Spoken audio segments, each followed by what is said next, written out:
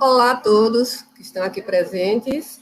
Vamos começando mais uma live, que é uma iniciativa do Departamento de Interiorização do Conselho Regional de Medicina, no qual o doutor Fernando Oliveira é quem apoia através da Escola de Ética Médica, e o Conselho Regional de Medicina de Pernambuco, em parceria com a Sociedade Brasileira de Endocrinologia Regional Pernambuco, estão, então, em comunhão com esse mês de março, que é o mês dedicado ao combate à obesidade no mundo inteiro, certo? O presidente, doutor Mário Fernando Lins, do CREMEP, e a doutora Lúcia Cordeiro, presidente da SBEM Pernambuco, meu muito obrigado por essa deferência de estar aqui participando dessa live. Eu sou Naí Cristina Almeida, sou endocrinologista, faço parte da Câmara Técnica do Conselho Federal de Medicina de Endocrinologia e do Conselho Regional de Medicina, e na Associação Médica sou a coordenadora da comissão editorial da revista Jornal de Medicina de Pernambuco. Então, aqui estamos para ter essa live sobre aspectos éticos do tratamento da obesidade. Só um preâmbulozinho para a gente entender como é grave essa situação da obesidade no mundo, que também, falando em pandemia atualmente, nós estamos diante de outra pandemia de caráter progressivo e no mundo inteiro. E o problema é que o tratamento é complexo, porque exige muito da iniciativa pessoal. O paciente é quem vai ter que se decidir a se tratar, porque requer mudança de estilo de vida, não é verdade? Para se ter ideia de como isso é, digamos assim, pouco importante, levantamento recente do Ministério da Saúde, cerca de mais de 110 milhões de atendimentos na atenção básica no Brasil, apenas 2% das consultas realizadas foram dedicadas ao tratamento da obesidade. Então, isso precisa ser revertido. Cada clínico, cada equipe multidisciplinar precisa ter em mãos e ter a ideia de que todos precisamos combater a obesidade. E combater como agora esse mote dessa campanha está falando, que é cuidar da melhor maneira. Não quer dizer que a gente vai exigir metas impossíveis, metas absurdas do paciente. É da melhor maneira que a gente possa tratar aquele indivíduo. E, para isso, a gente tem que ter um perfil ético, né?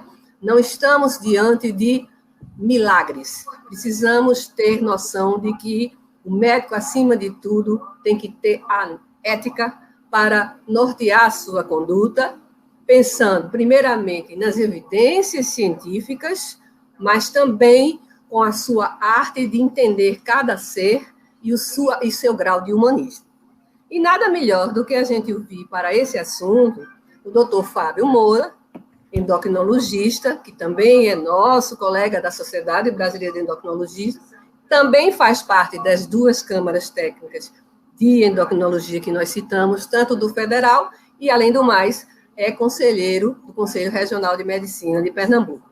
Tenho certeza que todos vão gostar muito dessa fala maravilhosa de doutor Fábio. Por favor, Fábio. Boa noite a todos. Então, primeiro, é um privilégio estar aqui com o Naí, que é uma amiga querida, desde a época que a gente labutava lá no Oswaldo Cruz. E era engraçado porque, às vezes, fazíamos seminários, só eu e Naí. Às vezes, fazendo seminário que enchia de gente, não era Naí. Às vezes, só estávamos nós dois, mas era assim, ela apresentava o seminário para mim. Eu fazia. Eu apresentava o seminário para ela. E, bom, foi bem edificante, porque pelo menos a gente trocava ideia e um apresentava seminários para o outro. Às vezes tinha sala cheia, Bom, a ideia hoje é que a gente possa trocar essa coisa de tratamento de obesidade, focando, como o doutor Anaí colocou, em aspectos éticos. Óbvio que a gente vai discutir tratamento, eu vou tentar ser breve para dar tempo para discutir, para a Anaí se colocar, para todo mundo se colocar, para a plateia, vocês que estão ouvindo aí, se colocarem também. E vou tentar fazer esse bate-bola entre ética e tratamento. Sem mais delongas, eu vou começando aqui. Então, vamos lá, share screen. Share screen. Aqui, janela do aplicativo. Janela do aplicativo. Aham. Cadê? Todo mundo está vendo aí? Cadê? Vamos lá, deixa eu só abrir a tela aqui. Então, todo mundo vendo bem? Vendo bem, Naíla? A tela está boa? Tá sim. Então, para mim está, né? Vamos ver se o pessoal também está gostando. Eu espero que esteja para o resto do pessoal também. Bom, então a ideia é isso aí. Eu sou Fábio Moura, né? Como o doutor Naíla disse, trabalho no Evaldo Cruz, trabalhei com o doutor Naíla um bom tempo. Sou membro, junto com ela, da Câmara Técnica da Tecnologia, tanto da de Pernambuco quanto da Federal. E esse é o meu CRM e esse é o meu RQE. E já pegando um gancho ético, RQE é o registro de qualificação de um especialista. Então, todo mundo que é especialista, em tese, deve levar essa confirmação feita através da residência médica ou através do título de especialista obtido junto com a sociedade para registrar no conselho e ter o seu RQE. Uma outra coisa, falando de ética, é isso aqui. Antes de uma apresentação, tem que ter o que chama de declaração de conflito de interesse. Ou seja, vocês têm que conhecer quem está falando para poder julgar o quão de credibilidade aquela pessoa merece ou não. Então, eu não tenho nenhum tipo de conflito de interesse financeiro para essa apresentação, não estou recebendo nada para isso. Eu fiz algumas apresentações, eu fui a alguns congressos, eu participei de alguns estudos científicos, alguns até junto com a doutora Anaí. Eu elaborei materiais didáticos para o laboratório Novo Nordisk, Boehringer, Astra, Libes e Abbott Nutrition. Obviamente, eu participei sob condição de ser totalmente fiel à ética de publicar resultados à íntegra, de escrever o que eu achava verdade. Então, no meu ver, isso não é um empecilho, mas eu tenho que deixar isso claro por uma questão de ética para que vocês saibam mais detalhes sobre mim. Eu estou membro da D10B Pernambuco, eu estou conselheiro no conselho nesse mandato. A palavra ética, ela tem uma origem grega e vem de ethos. E ethos significa mais ou menos caráter, ou seja, o que é relativo à índole, o que é relativo à atitude de um indivíduo em relação aos demais, em relação à sua comunidade e em relação ao mundo. Ética também pode ser definida como a parte da filosofia responsável pelo estudo dos princípios que motivam, distorcem, disciplinam ou orientam o comportamento humano, refletindo a respeito da essência das normas, valores, prescrições e exortações presentes em qualquer realidade social, pautando as condutas. Ou seja, a função da ética é tentar regular a relação dentro da comunidade, a relação entre os indivíduos, de forma que ela seja da maneira mais, eu vou usar um termo forte, decente o possível, o mais transparente, o mais honesto, o mais decente possível. Ética profissional seria o conjunto de valores e normas de comportamento e de relacionamentos adotados dentro do ambiente de trabalho no exercício de qualquer atividade. Ética médica, obviamente, são os valores e as normas de comportamento que nós, profissionais médicos, devemos manter durante o exercício da atividade de médico. Ou seja, a gente vai ver o que é norma, o que é conduta que rege a nossa profissão. E aí, eu já pegando um gancho, isso aqui eu tirei do Código de Ética Médica 2019, essa área da obesidade é dada a muitas falhas, a muitas infrações éticas desses aspectos aqui. Divulgar assuntos de forma sensacionalista, por exemplo, o melhor remédio já lançado, a dieta definitiva, o tratamento definitivo para a obesidade. A gente sabe que a obesidade é uma doença crônica, então, quando eu me refiro a tratamento de obesidade. Falando isso, eu estou falando uma inverdade. Eu estou falando isso de maneira sensacionalista. Eu não estou sendo ético. E posso até, aspas, ser processado dentro do conselho por isso. Quando eu divulgo um tratamento que não tem nenhum respaldo científico, eu também estou faltando com a ética.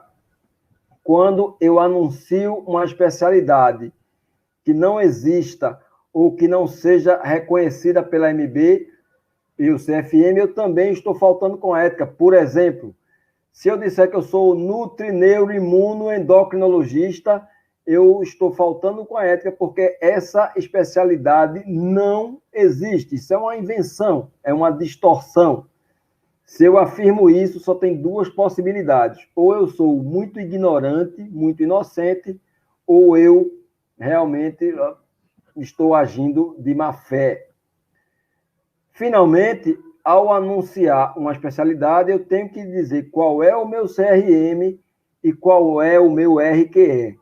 Eu só posso afirmar que sou especialista se eu tenho RQE. Bom, entrando no tratamento da obesidade em si, obesidade é uma doença multifatorial, é uma doença complexa. Por consequência, o tratamento da obesidade implica em múltiplas intervenções e implica em ter uma equipe multidisciplinar. No mundo ideal, teríamos um médico clínico, um médico cirurgião, um psicólogo, um educador físico, um nutricionista, trabalhando em conjunto para atender esse paciente. Bom, no mundo real, a gente nem sempre tem isso. A gente vai ter que tentar estabelecer o que a gente chama de tratamento não farmacológico, que a gente pode chamar no popular de mudanças de estilo de vida. Eu vou usar de farmacoterapia, de remédios.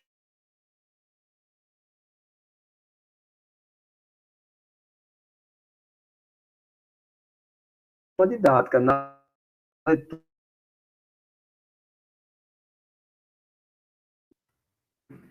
Essa é uma meta-análise relativamente antiga, ela é de 2007, mas ela continua muito atual e muito interessante.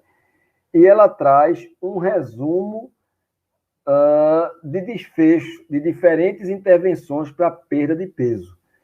E aí a gente tem na linha de base aqui o grupo controle, ou seja, o que a gente não fez nada, e aqui, ó, exercício isolado, dieta isolada, dieta mais exercício, substituição de refeição, dieta de muito baixa caloria, farmacoterapia, ou seja, veja que todas essas medidas vão funcionar de modos diferentes e a gente vai discutir melhor, mas chama atenção aqui essa curva, quando a gente olha exercício físico isolado, o resultado sobre perda de peso é relativamente pequeno, até a que tem maior impacto no curto prazo, que é dieta de muito baixa caloria. A gente vai tecer mais comentários sobre isso, mas veja que todas elas têm alguma ação, a gente vai tentar combiná-las. Começando por atividade física, né? Esse slide ele é bem interessante, veja que ele é de 2014, mas ele resume muito bem as recomendações de atividade física para a população de modo geral. Se eu quero me manter saudável e quero ter alguma chance de perder peso, eu tenho que fazer 150 minutos de exercício por semana. Se eu quero prevenir ganho de peso, algo em torno de 150 a 250, vai ter autor que vai colocar 200. Se eu quero ter uma perda de peso clinicamente relevante, eu tenho que aumentar esse exercício. Se eu quero prevenir ganho de peso, eu também tenho que aumentar. A grosso modo, o que a gente recomenda é, se eu quero perder peso, o mínimo de exercício que funciona são 150 minutos por semana, dividido em 3 sessões. Menos do que isso, não adianta. Essa é a dose mínima que existe para perder peso. Obviamente, quanto maior a dose, maior a chance de ter uma perda de peso significativa. Quanto maior o número de treinamento, quanto maior a duração, ou seja, quanto maior o volume de treinamento e quanto maior a intensidade de treinamento, melhor vai ser a minha resposta. Uma certa sensação de frustração que a gente vem, que a gente observa, que a gente tem quando a gente vê perda de peso só com dieta, tem vários motivos. Tem estudo bem feito mostrando o seguinte: primeiro, se eu começar a exercitar mais, eu tenho a sensação que estou fazendo muito exercício e tendo a aumentar o meu consumo energético. Segundo, talvez eu não consiga manter o mesmo volume, a mesma intensidade de exercício, mas talvez a hipótese que explique melhor isso é a hipótese de um autor chamado Pontzer, que ele diz o seguinte: quando eu começo a fazer exercício, o meu organismo está menos adaptado, então ele vai gastar mais energia para fazer aquele exercício. À medida que eu vou aprimorando, que eu vou aumentando a minha capacidade de fazer exercício, eu tenho um aumento da eficiência por parte do organismo de gastar essa energia, então eu vou gastar menos energia para fazer aquele mesmo exercício, e eu vou ter uma regulação do organismo no sentido de tentar poupar energia, né? O organismo, de modo geral, tenta poupar energia. E isso aí vai levar a uma restrição, ou seja, a um controle muito rígido do máximo que eu posso perder de peso só fazendo exercício, né? Então, talvez isso explique o porquê. De qualquer forma, fazer exercício é imprescindível porque, além de melhorar a questão do peso, ele ajuda a perder peso, tem a sua utilidade, né? A perda de peso atribuível ao exercício por 6 meses é algo em torno de um exercício moderado, algo em torno de 2 kg, 2,5 kg. Para um exercício muito intenso, isso vai para algo em torno de 6 kg em 6 meses. Mas vejam, esse estudo aqui ele é fantástico, ele mostra essa relação inversa, dose dependente entre exercício físico, mortalidade geral, mortalidade cardiovascular, ou seja, quanto mais exercício eu fizer, diminua a minha chance de morrer e de morrer por doença cardiovascular, e diminui também a minha chance de morrer por câncer. Ou seja, exercício melhora muito a minha saúde, ajuda a perder peso, é imprescindível para manter peso e melhora muito a saúde.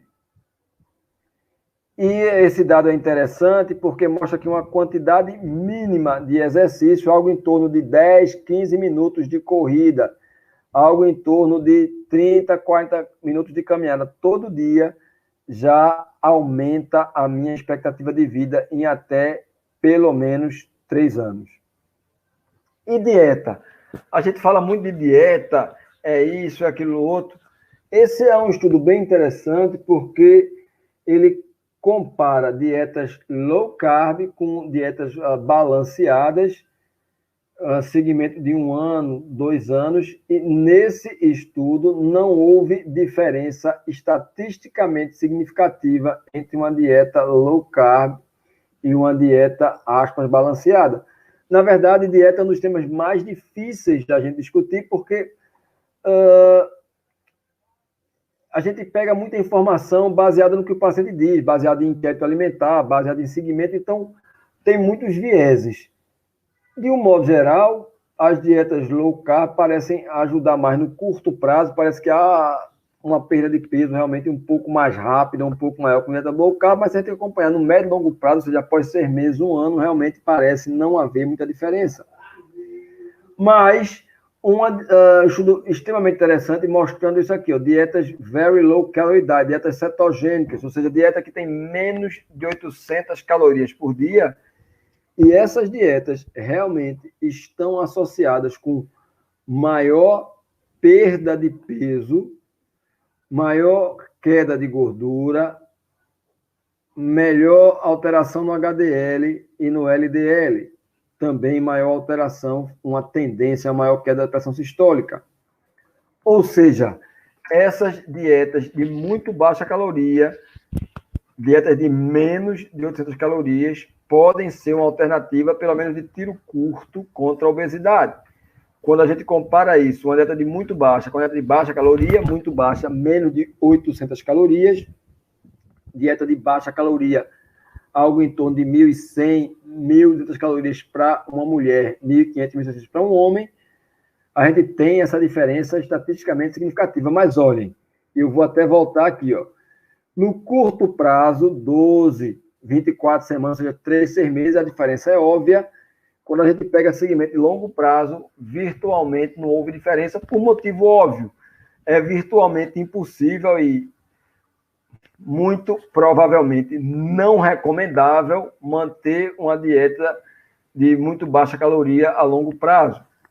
Isso talvez se aplique a algumas situações específicas e por um prazo muito curto, sob vigilância médica estrita.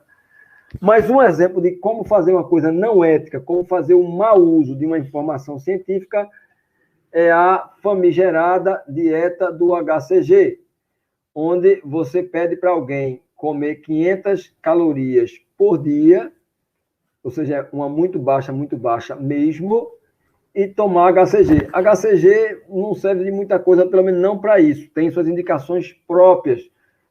Por exemplo, em homens com alguns tipos de hipogonadismo. Se a gente pegar o artigo original do autor, coitado Simmel, se ele soubesse, acho que ele está volta na cova com o que fizeram com o nome dele, ele usou HCG em rapazes que tinham hipogonadismo hipogonadotrófico, associado com puberdade tardia, puberdade retardada, usou HCG, os rapazes entraram em puberdade, tiveram estirão de crescimento e perderam peso. Alguém depois, ele até tentou fazer isso depois em adultos, viu que não funcionava e ele próprio escreveu que não funcionava, mas alguém tentou fazer isso aqui.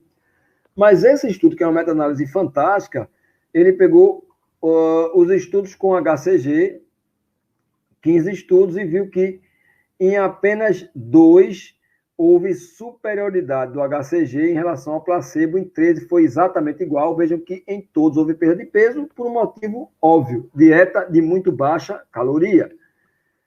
Detalhe é que num desses estudos o autor botou que funcionava, mas não botou nenhum dado, só disse que funcionava, ou seja, na verdade, esse estudo não era nem para ter entrado nessa meta-análise. Tá? Ou seja, o que funciona é a restrição calórica severa. O uso de HCG é uma coisa que não tem nenhum respaldo científico e é considerado não ético usar isso, prescrever isso. Bom, essa dieta de muito baixa caloria, podem ajudar alguma coisa, aí dados do estudo Direct, mostrando que quando você baixa muito peso, você tem remissão de diabetes. E vejam, pegando o gancho ético, se eu pego um paciente obeso, com diabetes, obeso tipo 2, obviamente, tipo 1, isso não vai adiantar muita coisa, mas se eu tenho um paciente com diabetes tipo 2 e obeso, e esse paciente perde 15% do peso, ele tem diminuição de gordura hepática, com diminuição de resistência à insulina, e diminuição de gordura pancreática, com restauração da capacidade de secreção, o que leva à remissão do diabetes. Qual é a diferença de remissão para cura? Cura, estou dizendo que aquilo não volta mais nunca, o que não é verdade. Então, se alguém diz que cura diabetes, está faltando com a verdade, está faltando com a ética, e é passível de ser processado em várias instâncias. Se eu digo que tenho remissão, ou seja, eu consegui controlar a glicose sem remédios, com essa perda de 15% do peso, se eu consigo manter essa perda, eu tenho uma grande chance de manter o diabetes controlado, sem drogas. Se eu recuperar o peso todo, o diabetes, assim, aspas, volta a se manifestar, então eu não curei nada, eu só remiti, tá? E suplemento a perda de peso. Esse é um artigo bem interessante, é um artigo de revisão, um statement da Endocrine Society, onde ele revisa inúmeros suplementos para perder peso, vai cromo, chá verde, Garcinia cambogia, Rudia gordini, sinefrina, quitosana, glucomannan, laralá. Vale a pena ler o artigo. E o que ele mostra é o seguinte: quando você vai pegar os artigos são de péssima qualidade científica, nível de evidência muito baixo, então não é possível recomendar o uso de suplementos. É por isso que nenhuma entidade médica recomenda o uso de rotina de suplementos, é porque os trabalhos são muito ruins, o nível de evidência é muito baixo. Isso é o que está no artigo. Bom, o que e aí é a minha opinião pessoal, eu acho que algumas coisas podem ser adjuvantes. Por exemplo, fibra solúvel, eu tenho estudo mostrando que fibra solúvel ajuda alguma coisa, uma perda de 2 quilos, 1,5 kg, 2 em 6 meses, mas melhora o funcionamento do intestino, melhora a saúde de um modo geral. E tem estudo mostrando que chá verde, o uso de chá verde 3 xícaras por dia por 6 meses, diminui 1,2 kg, 1,3 kg o peso. Eu vou repetir o dado. Tomar 3 xícaras de chá verde por dia por 6 meses seguidos, diminuiu algo em torno de 1,2, 1,3 quilos. Isso tem relevância clínica, eu deixo para vocês julgarem. Talvez possa ajudar ou não, mas por esse outro motivo, nenhuma entidade médica recomenda isso. Se discute se chá verde teria alguma ação, por exemplo, de melhorar um pouco a sensibilidade à insulina, etc. Então, bom, talvez por questão de saúde, talvez faça sentido usar ou não, mas se é para perder peso, se você tomar 3 xícaras por dia por 6 meses, pode ser que você perca 1,2 kg a mais. E tratamento farmacológico. Bom, tem uma discussão sobre o que é indicação ou não. Aqui no Brasil, a gente está indicado se o paciente tem um IMC maior ou igual a 30, ou seja, tem obesidade grau 1, sem nenhuma comorbidade, ou IMC maior ou igual a 25 na presença de qualquer comorbidade, qualquer uma das 23 comorbidades relacionadas com obesidade. Seria indicação também. História de falha terapêutica, ou seja, se o paciente tentou dieta e exercício e não perdeu peso, por si só, isso indica também a necessidade, não a obrigatoriedade, mas a possível necessidade do uso de fármacos anti-obesidade. Há algumas considerações sobre isso. Por exemplo, alguém que tem MC normal, mas que tem um aumento de circunferência abdominal, ou seja, que tem obesidade central, possa ter indicação de fazer esse tipo de uso. Lembrar que existem drogas reguladas e lembrar que esses remédios naturais, na maioria das vezes, natural não tem nada. Essa é uma reportagem que saiu no ano passado de 3 óbitos por pacientes que estavam tomando remédios, aspas, naturais para emagrecer, comprados pela internet, que quando os caras morreram, alguém pegou esse remédio e foi analisar, esse remédio tinha anfetaminérgicos, antidepressivo, hormônio da tireoide, tinha um escambau dentro dele, ou seja, ele era tudo menos natural. Então, muito cuidado com essa história de, porque é natural, desconfie. O que é que a gente tem on-label aprovado no Brasil? E aí já vai entrar um conceito. O que é on-label? On-label quer dizer assim, está na bula da droga. O que é off-label? Off-label é não está na bula da droga. Por exemplo, Orlistat, ou sibglutamina, ou liraglutida 3 mg está na bula da droga, na bula brasileira da droga, que ela deve ser usada para obesidade. Isso é droga on-label. O que é off-label? Por exemplo, a lisdexanfetamina, né, só tem um nome comercial, o Venvance, ele não tem na bula brasileira indicação para TCAP, mas tem na bula americana. O topiramato não tem na bula brasileira, mas nos Estados Unidos ele é usado em associação com algumas drogas para perder peso. Então, isso é uso off-label, quando não tem na bula daquele país, daquele local, e vejam, isso pode variar de local para local, e pode variar, o que pode ser off-label hoje, pode ser on-label amanhã. Exemplo mais eloquente, a semaglutida não é uma medicação aprovada para tratamento de obesidade em lugar nenhum do mundo. Mas a gente sabe que ela funciona, a gente sabe que ela está sendo estudada para isso, então ela é uma droga off-label, ou seja, existe respaldo científico para a sua prescrição, no entanto, não está na bula. É diferente de droga que não funciona. Por exemplo, o HCG não faz ninguém emagrecer. HCG, quem prescreve é por ingenuidade ou má fé. E aí, a droga não funciona. E aqui o que a gente tem no Brasil? A gente tem a Orlistat, que é uma coisa bem mais ou menos, porque a dose de 120 miligramas, usada até 3 vezes por dia durante a refeição, diminui a absorção de gordura, é uma droga segura, a gente, às vezes usa em idoso, porque não tem absorção, ela não tem uma absorção sistêmica, absorve menos de 1%, ou seja, a chance de efeito colateral é pequena, o efeito colateral é mais gastrointestinal. Obviamente, ele é contraindicado para quem tem alguma doença intestinal, mas, assim, é pouco eficaz. A gente tem sibutramina, acho que o Brasil é o único país que tem sibutramina, a gente poderia passar a noite conversando sobre sibutramina, que é uma droga que tem indicações específicas que a gente ainda usa, principalmente em serviço público, mas eu uso até no privado, para paciente que não tenha contraindicação, né? Nessa coisa de doença cardiovascular, de arritmia, etc., eu não vejo na prática porque eu simplesmente não uso em quem tem doença cardiovascular prévia, em quem é hipertenso, em quem é idoso. Agora, o que a gente vê com mais frequência é alteração de humor. Isso a gente vê com essa frequência. Isso foi para chamar a atenção de vocês. Eu tinha combinado aqui que quando chegar certo tempo a minha cachorrinha latisse. A gente tem a liraglutida, que pode fazer também ter essa ação tanto para tratar a glicemia como para tratar a obesidade, possivelmente o remédio mais seguro que a gente tem. Fora do Brasil, a gente ainda tem a opção de fentermina com topiramato, a gente tem a opção de naltrexona com bupropiona, a gente tinha a lorcaseína que saiu por uma suspeita de câncer, está sendo estudado. Bom, aqui só o posicionamento sobre o que é off-label e o que não é off-label, ou seja, existe posicionamento formal sobre medicações off-label, o que possibilita até uma defesa legal, dá um certo respaldo jurídico para a prescrição dessas medicações.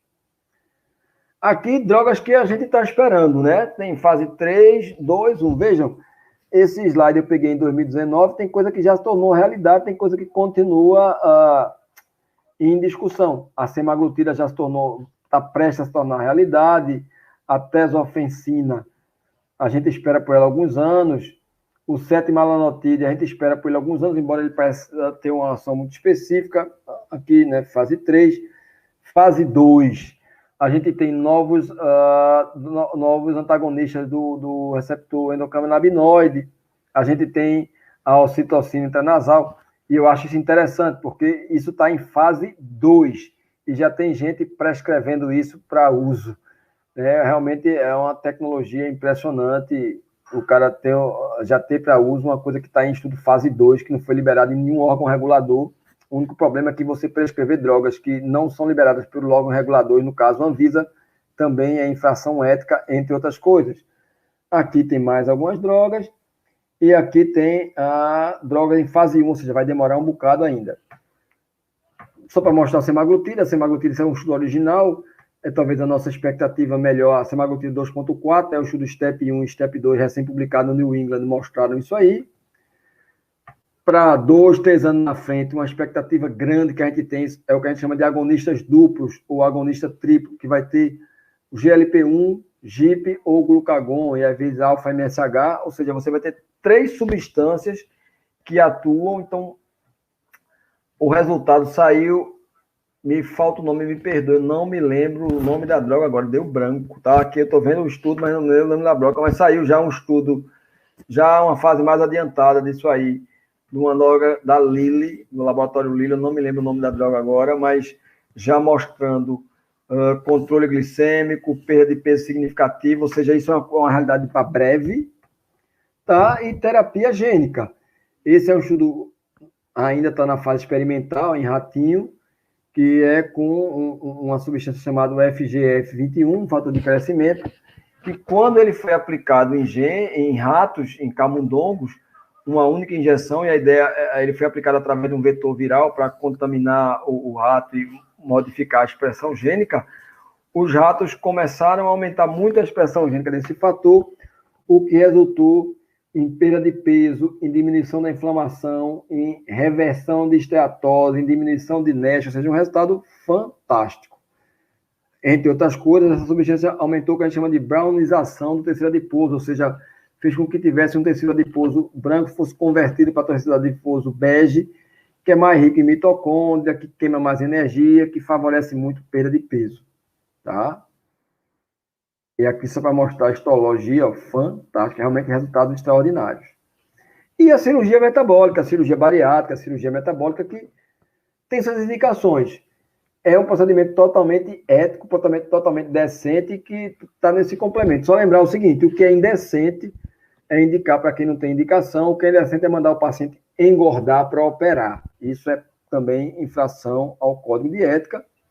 Lembrando que essa cirurgia passou a ser chamada de metabólica, não só bariátrica, muita questão do peso, metabólica porque se descobriu alguns mecanismos pelas quais ela poderia atuar antes da perda de peso. Óbvio que a perda de peso é importante, talvez o principal mecanismo, mas não é o único mecanismo, tem muitos outros mecanismos que ajudam nessa questão da melhora metabólica, e óbvio que essa cirurgia pode ser muito útil, só tem que ser bem indicada, né? Eu acho que esse é meu último slide, e eu concluo para a gente abrir para o debate, dizendo que realmente a obesidade é um problema de saúde pública mundial, que como ficou, espero que tenha ficado claro, o tratamento demanda múltiplas intervenções, e que essa intervenção é prolongada, não existe tratamento definitivo. Tratamento definitivo é se tratar sempre. Tratamento definitivo é inocência ou má-fé, e que é imperioso manter a ética, tanto no tratamento quanto na divulgação dos temas relacionados à obesidade. Esse é meu último slide, e eu abro para o debate. Doutora Anaí, a senhora, por favor. Excelente, Fábio, como sempre, até porque acho que meu microfone está ativo, estão me ouvindo? Estou ouvindo bem. Tá. Porque você conseguiu, assim, pelo menos no final, dar uma pontuação que eu acho muito importante. Do ponto de vista ético, todos nós envolvidos com tratamento de obesidade temos que entender que obesidade é crônico, não tem cura, tem controle, né? Então, não adianta ter uma estratégia só de curto prazo. O paciente obeso, ele tem que ser tratado sempre, né? Mesmo o tratamento cirúrgico, a gente fala em obeso reduzido. Exatamente. Mesmo o tratamento cirúrgico, as cirurgias mais radicais, com muita frequência, a gente vê o reganho de peso. Então, lembra, a gente, uma frase, acho que foi você que disse, né? Eu me lembro no nosso debate lá no Oswaldo, que o cara tem que pensar igual um alcoólico, né? Um alcoólico anônimo, né? Eu sou um obeso, mesmo entrando com peso normal. Oi, mas tu não baixou peso? Sim, eu sou um obeso, não estou militando na causa, mas sou um obeso. Então, enquanto ele pensar assim... Exatamente. Então, isso, do ponto de vista ético, né? Voltando aqui nossa coisa, a gente tem que ter esse compromisso, entendeu? De divulgar essa mensagem, de passar a mensagem para os colegas de uma forma geral, de que não adianta uma intervenção a curto prazo, tem que ser sempre, sempre. E as estratégias de saúde pública, elas têm que ser. Eu fiquei muito assustada com esse percentual no Ministério da Saúde. 2% só no atendimento é nada. Para você não se sentir tão triste, viu aí? Nos Estados Unidos, apenas 3% da população obesa recebeu um fármaco anti-obesidade prescrito por médico. No país onde tem mais obesos no mundo, se eu não me engano, eu acho que é 20%, menos de 20% teve acesso a algum tipo de consulta, ou seja, de cada 5, apenas um teve acesso à consulta. E desses que foram para a consulta, 3%, do número irrisório, teve um fármaco anti-obesidade prescrito, ou seja, não estamos tratando. Não, e assim, a coisa está muito séria. Você veja agora, em tempos de restrição, de isolamento, agora na pandemia mesmo, né? Você vê, eu que estou assistindo muita coisa, gosto muito de música, tentei assistir o Grammy, a entrega da premiação do Grammy, domingo à noite, e as divas estão todas obesas.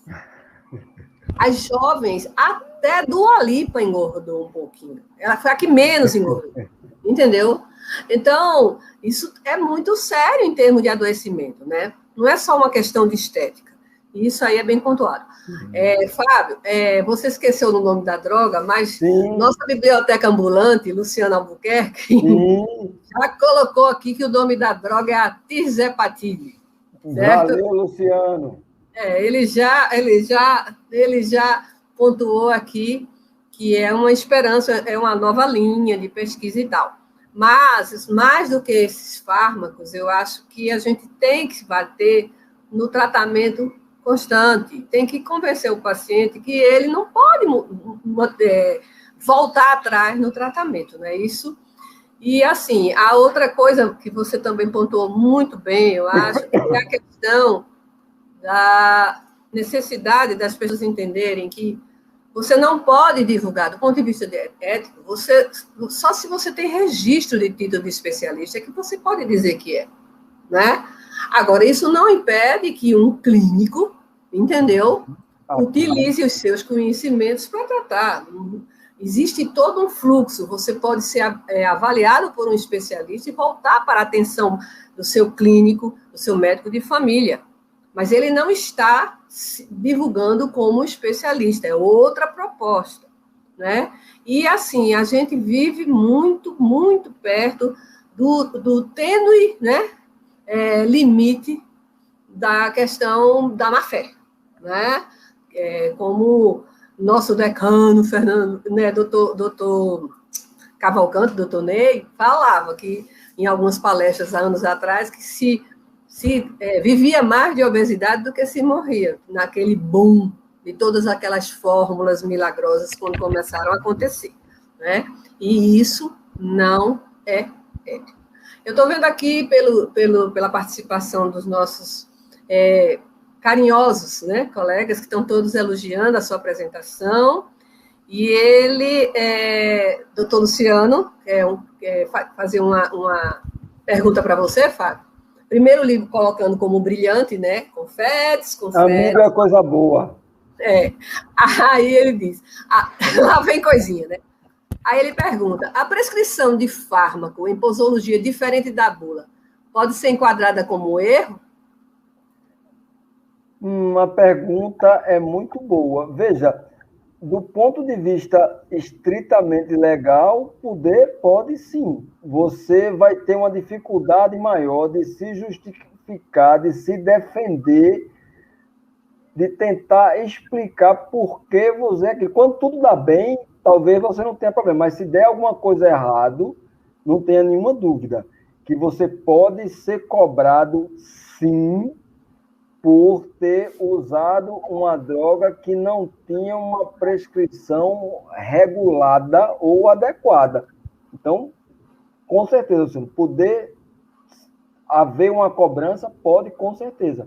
Não há muita margem para invenção, né, Naí? A gente tem que seguir o que está publicado na literatura médica. Não dá para fazer a coisa assim, só da cabeça da gente, quando existe já a literatura. Quando não existe literatura médica, você está andando por mares nunca antes navegados e vai ser mais fácil defender. Quando isso não existe, é complicado. Doutora Verônica Cisdeiros pergunta, qual seria o melhor aliado para manter mudanças de estilo de vida? Psicoterapia? Eu sou fã de Verônica e eu acho que a gente tem que ajudar mais Verônica. Verônica é uma leoa que trabalha na atenção primária e coordena brilhantemente a atenção primária aqui do Recife. A gente precisa... Viu, doutora Lúcia Cordeiro? Viu, doutor Luciano? A gente precisa nos aproximar mais, dar mais suporte à Verônica. Então, primeiro é informação. A gente tem que informar... Vamos mudar esses 2%. Vamos mudar esses 2%. A gente tem que informar o paciente, ele tem que informar, ele tem que saber que a questão de perder peso é como o Naí colocou, não é só assim, eu quero desfilar. É porque se vendem modelos que não são compatíveis com a realidade, que são modelos muito idealizados. Uma perda de peso de aproximadamente 12% a 15% aumenta a sua expectativa de vida. Se você baixa 5% do peso, diminui a sua chance de ficar diabético pela metade. Então, o que a gente conseguir de perda de peso já é um grande benefício. Então, a gente tem que, primeiro, a minha impressão é, primeiro, conscientize o paciente, segundo, crie alternativas. Uma alternativa que a prefeitura criou, para a gente não só falar mal, foi a questão dessas academias da cidade. Então, de repente, tornar a cidade mais passiva para andar de bicicleta, mais fácil de caminhar. Teve uma palestra fantástica no CIEC semana passada, do Paulo Miranda, lá de Minas Gerais, falando de walkability. Quanto mais a cidade é harmoniosa, quanto mais a cidade oferece essa possibilidade de se deslocar de bicicleta, andando, e aí tem que ter segurança, tem que ter algumas nuances, maior a chance da pessoa aderir a um estilo de vida mais saudável. Em termos de comida, diminua imposto. Tem uma medida bem simples. Tira imposto de fruta e de verdura, que eu quero ver se não vai comer mais fruta e verdura. Agora, eu faço a seguinte brincadeira, Verônica. O que é mais barato? Eu, a mulher e 3 filhos.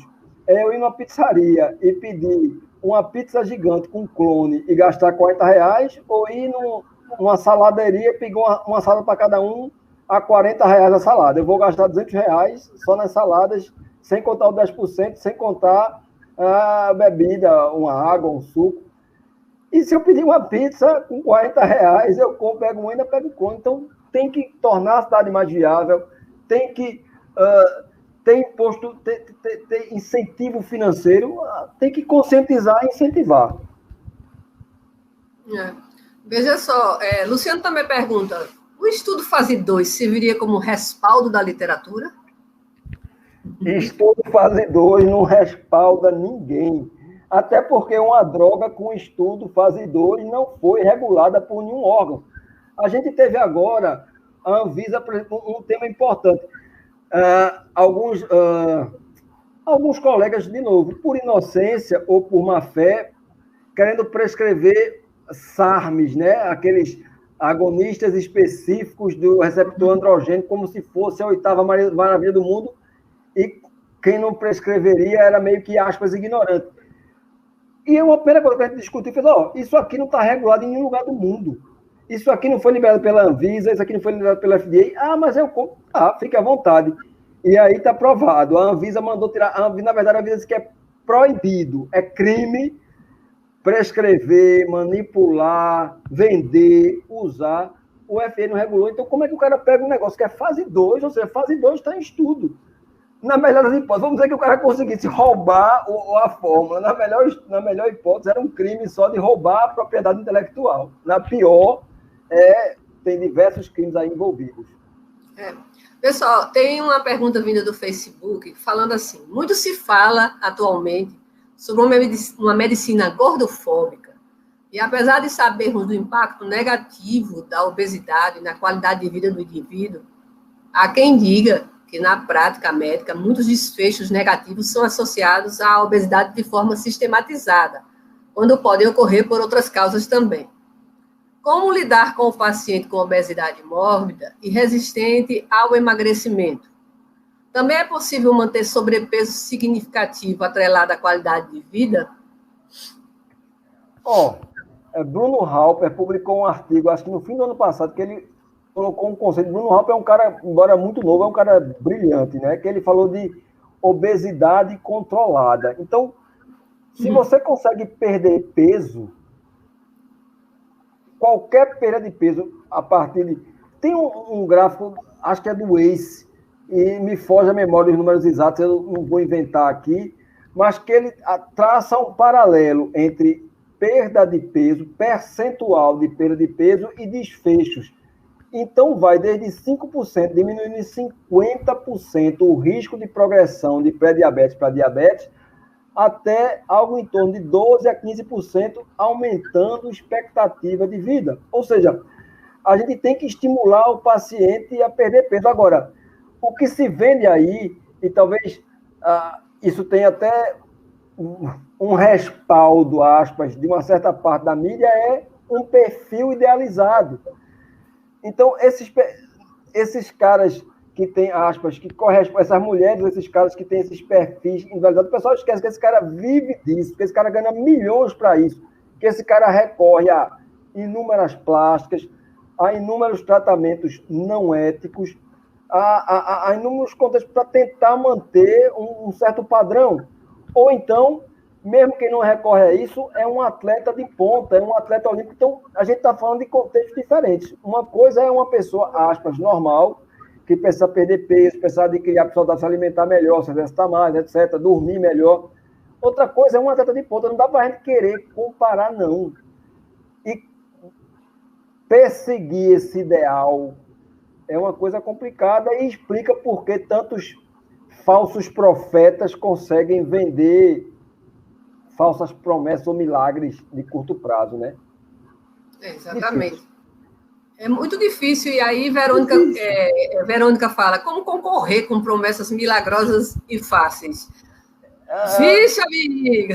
Verônica é uma pessoa, sem rasgação de seda, das mais sensatas que eu conheço, e vai essa coisa.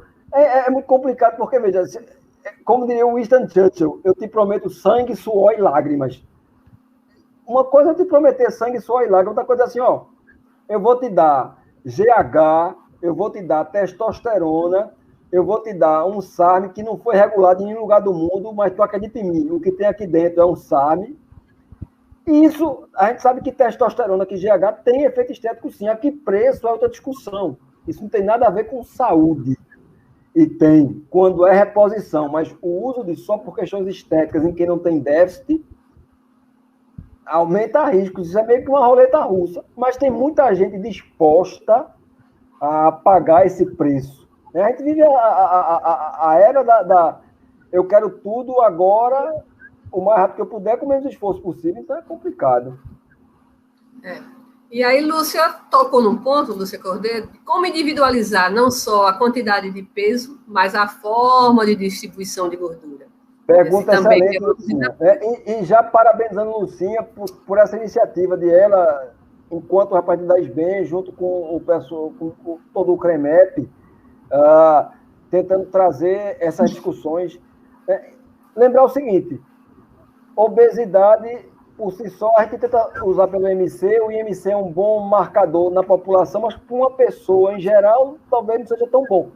O ideal é avaliar outros parâmetros. Por exemplo, o mais prático é ver a circunferência abdominal, e depende do critério, pode ser até 102 para homem no máximo, até 102 para mulher. Se pegar o critério, isso, né, pegando o NCEP, se pegar o critério do IDF, a gente vai ter até 90, vai lá, 94 para homem, até 80 para mulher. Ou seja, quanto maior a distribuição de gordura, quanto maior a circunferência, quanto mais buchudo, aquele maguinho do bucho grande, esse é o camarada que tem maior risco de o que a gente chama de adiposopatia, né? Lembrando que obesidade, a gente vai ter as complicações metabólicas decorrentes do que a gente chama de adiposopatia, de distribuição inadequada de gordura, gordura visceral, gordura no fígado, no pâncreas, no coração. E isso vai ter consequências metabólicas, mas mesmo cara que não tem isso, a gente vai ter o que a gente chama de as alterações mecânicas, né? Aumenta a chance de ter apneia do sono, aumenta a chance de ter refluxo, aumenta a chance de ter artrose, de ter varize, de ter hemorroida. Então, essa distribuição, nós homens, de um modo geral, temos mais gordura abdominal, que é pior metabolicamente, mulheres têm mais gordura, né? A famosa maçã e pera, como diria antigamente, mulheres têm mais gordura femoroglútea, que metabolicamente é melhor, dá mais trabalho de perder. Então, essa distribuição é muito importante. Com métodos mais rebuscados, a gente pode ter bioimpedância, densitometria de corpo inteiro, ou outras formas de tentar avaliar essa distribuição de gordura. Maria José elogia a apresentação, mas é tudo gente amiga, não vale, né? Não. Mas ela fala que o grande desafio é o custo do tratamento. E aí vem a questão, cuidar de todas as formas, né? Então, o que é possível? Então, vamos para a atenção básica, onde é que vai? Então, tem aquele trabalho de convencimento das poucas coisas. Quando a gente vai na zona rural, a gente fica decepcionada de ver como o pessoal está modificando. Ninguém anda mais de cavalo, vai estar todo mundo de moto, né? Cavalo é só para quem vai passear. Nem a pé mais né? É no mototáxi. É refrigerante para as crianças e as fruteiras caindo de frutas e ninguém comendo fruta. E, assim, esse retorno à alimentação mais saudável pode ser. E se não pode fazer uma dieta rica em vários cereais, vai no cuscuz, no feijão. E o feijão com arroz, que é tão bom, não é, Fábio? Então, vai ser uma questão de proporção e auxiliado com atividade física, né? Esse é que é o desafio. Essa grande bronca que o Maria tocou aí, essa questão de custo de tratamento, remete ao problema maior ainda, que é o seguinte: não existe na rede pública nenhum remédio, eu vou repetir, nenhum remédio que é dado pelo SUS para tratar a obesidade. Ou seja, mesmo aquele paciente que consegue ser atendido no SUS, ele não vai receber. Então, ou ele tem o dinheiro para comprar, então. A gente tentou aprovar a sibutramina há algum tempo na gestão da Maria Edna, à frente da ABES, né, do Departamento de Obesidade da IFBEM, só que o Conitec barrou. Veja, de novo, sibutramina poderia ser uma alternativa, de novo, tem inúmeras restrições, tem um contexto mas para pelo menos uma parcela significativa da população seria uma alternativa. Que a gente não tem. Ou seja, é complicado, é bem complicado.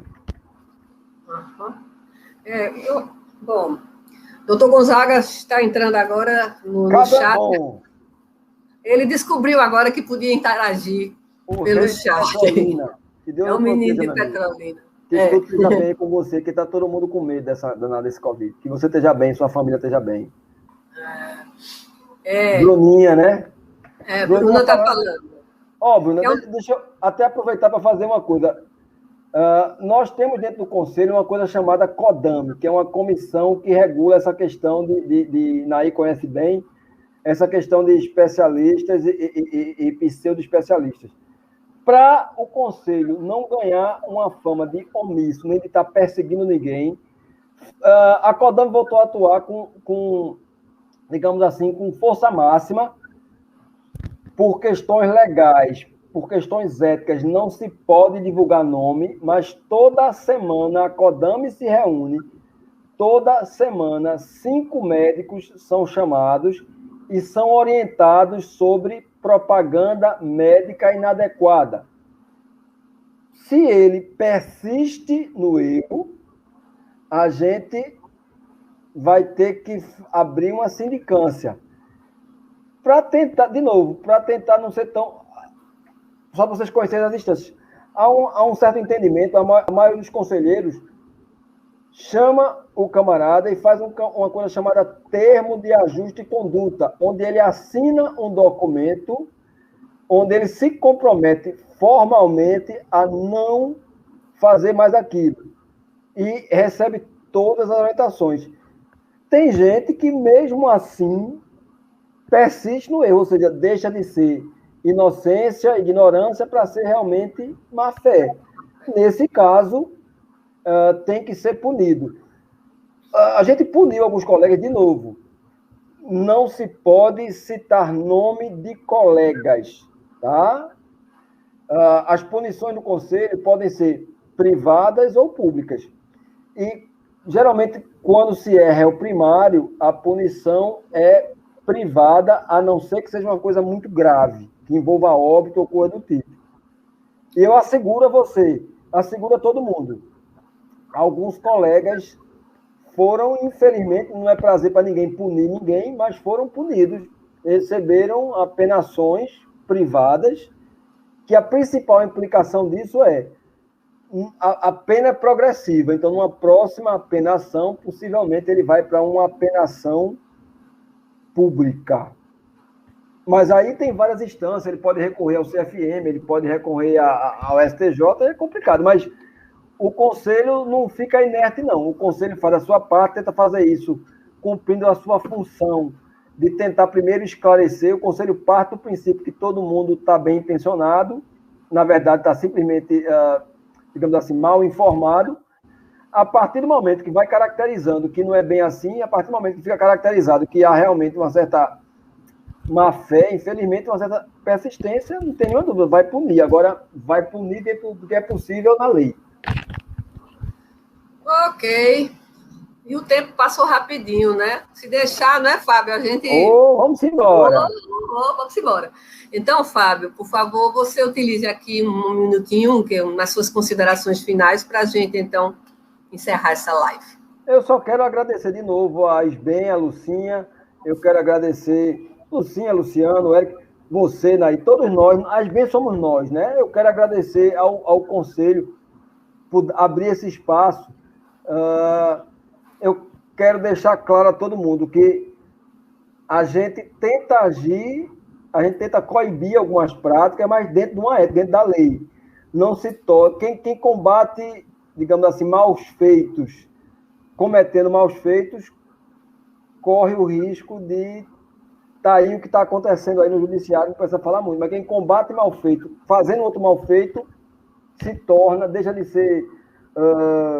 se torna justiceiro, né? Então a gente tem que combater, mas tenta combater dentro da lei, dentro do que é possível.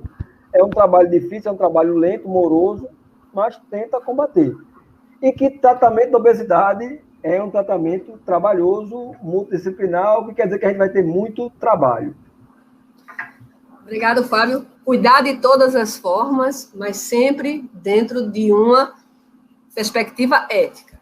Então, agradecendo a presença de todos e principalmente a participação, que foi bem interessante, vamos aqui já deixar o convite para a próxima live, que vai ser sobre obesidade na infância e adolescência. Será na próxima quinta-feira, dia 18, às 20 horas, através das redes sociais do CREMEP e da SBEM.